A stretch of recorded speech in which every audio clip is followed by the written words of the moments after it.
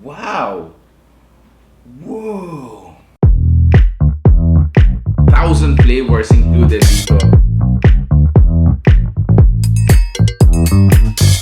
Babo kabalin, kumusta kayo po? My name is Louie and welcome to We're in Pampanga, where we help businesses promote their products to our We're in Pampanga community. For today's vlog, we would like to thank Art of Pudding for sending us their 5 existing flavors. Let me introduce them to you one by one and then tikman na rin natin because they've been enticing me to try them.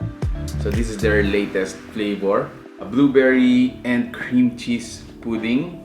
Yeah, let's taste it.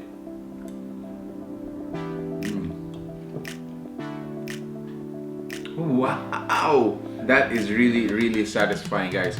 A mix of sour, fruity taste ng banana, sweetness of the pudding itself, as well as yung blueberry natin. So this is their Milky Chocolate. I'm gonna try this next. Oh yeah! So you have your bits of chocolates. You get a banana slice. For the chocolate lovers, probably they're gonna enjoy this. But para sa akin, parang mas mag-enjoy yung mga bata dito. So I'm gonna move on with this classic banana. Yung pinaka-syrup natin on top is yema. Let's say this. Wow! Whoa! Pinaka-flavoring natin is actually tastes like caramel na medyo may cinnamon. So that's just our third cup. This is their crunchy Oreo. This is our fourth cup for me to try.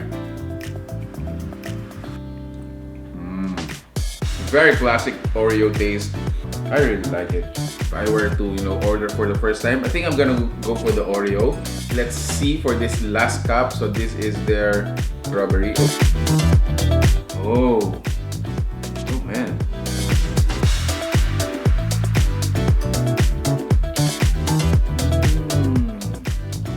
I think both of them for me compete.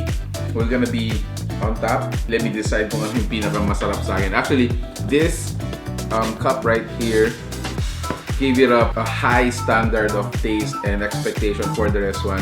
Because of the cream cheese, there's 1,000 flavors included dito. So let's talk about some information about Art of Pudding, no? They are located sa Balibago, Angeles City. They do have delivery partners. It's Food Panda, Manganda.ph, Servigo Delivery, and Maxims. You can actually order from those delivery partners. This is actually our first time to receive these kinds of products. Let me thank the Art of Pudding and Ma'am Roxette for sending us these. So there you have it, guys. Thank you for watching We're in Pampanga. Again, I'm gonna go downstairs to share it with my family. Until our next video, I hope to see you there. Peace out. Bye-bye.